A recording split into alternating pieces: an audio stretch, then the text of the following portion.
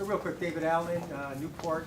I just want to reaffirm that what I said during the panel discussion about Part 5 and moving forward, I would just like to incorporate that as part of the public comment.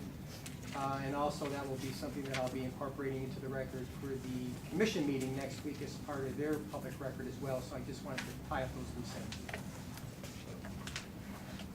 Thank you, David. Commissioner?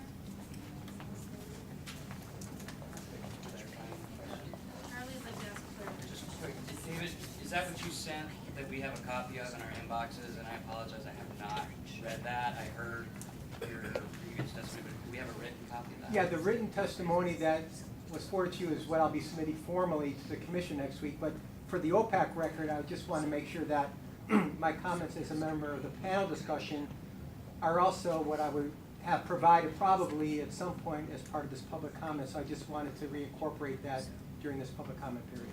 Thanks. Thank you, Madam Chair. For the record, I'm Commissioner Dave Yamamoto from Tillamook County. Just a quick, my quick thoughts on the upcoming LCDC meeting and how I feel it should move forward. For those of you that have not been involved, and I haven't been involved in this for that long, but I think I've been involved with the Part 5 update for the past 8 years or so. Just in the past 5 years since LCDC met and adopted what they did in January of 2013. Things have changed immensely since then. We were arguing prior to January of 2013 about wave energy, real wave energy. We were talking about the buoys. We were talking about that clamshell thing that's on the beach. We were talking about the snake things that were on top of the water. And there was also a little bit of discussion about wind energy. But as is evidenced today by the panel that we had up here, things have changed immensely just in the past 5 years.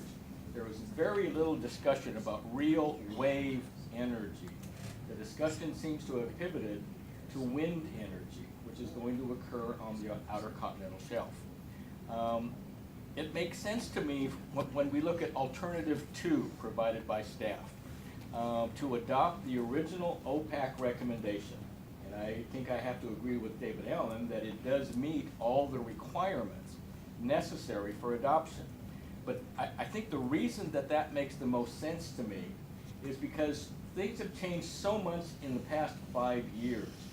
The easiest, most fortuitous way forward from this point would be to adopt the original OPAC recommendation, knowing that this group has its work cut out for you. There are going to have to be revisions, and we're going to have to revisit all of these issues that came out of that original 2013 recommendation from OPAC, because things have changed. We're not talking about all the buoys. You know, what we're talking about today is much more what I made some notes here. We're talking about issues of very niche markets for wave energy, to power undersea robots and to power very small communities in remote locations. The big industrial grade stuff is going to be wind, and I don't think we've addressed that very well to date. So adopting the original OPAC recommendation from 5 years ago and then starting to work immediately on updating it, revisiting things that have changed over the past 5 years is going to be the best way forward. And I'm hoping that this group will support that, and I hope you're ready moving forward for a lot of hard work, because this is not over. This is just beginning. And there's going to be a lot of work moving forward. But looking at this group, I know this group is up to it at the same time. So those are my comments. Thank you so much.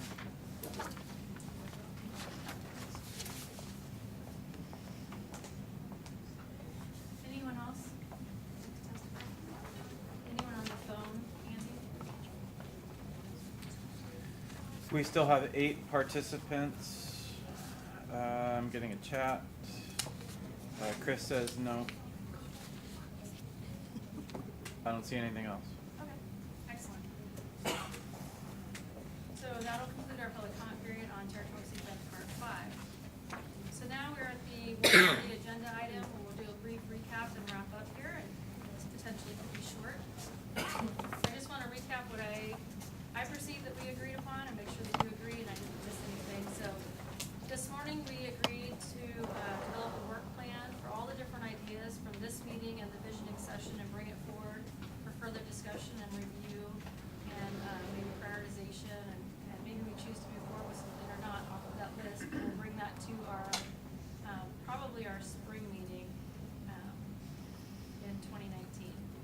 also agreed to have Andy coordinate a draft and an issue survey, what that might look like for us to review and comment, to work with his state counterparts to do that.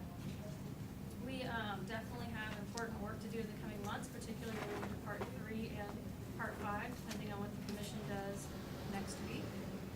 And then we all can expect a doodle poll, and we've agreed to have some sort of December 2018 meeting. So I ask you to fill out your doodle poll quickly, and so that we can try and capture a date at the end of next week.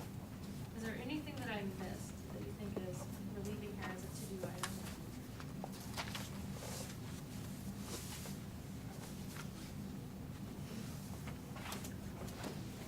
All right, hearing none, is there anything anyone would like to say before we adjourn?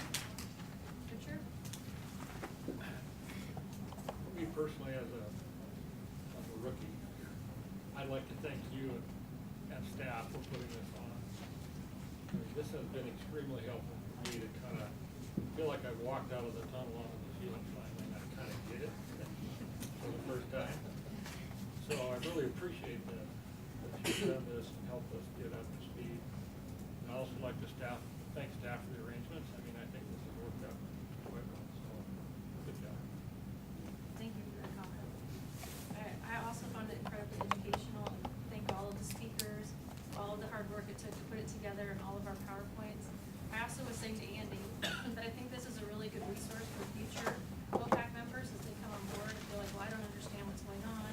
Or certain people, I know Shelby really wanted to be here, but she had a conflict. Like, this is all recorded, people can go and watch it, so it'll be an ongoing and hopefully enduring educational resource for future OPAC members and members of the public as well. Charlie? Yeah, I just wanted to second pretty much Richard's comments, and then also challenge OPAC to really, you know, in our off time, to be thinking about the structure of this plan, what we've heard from folks, our new priorities that we've laid out, and potentially how we may be, you know, thinking more broadly on the framework and whether or not this is relevant today or we need to do some reorganization. If we're going to be doing some overhauls to different parts, I think it's relevant for us to look at the whole plan, and I'm excited that we've all kind of had the opportunity to walk through this and see it all. So thank you to staff and to OPAC leadership who's sort of helping this happen, to everybody's attention.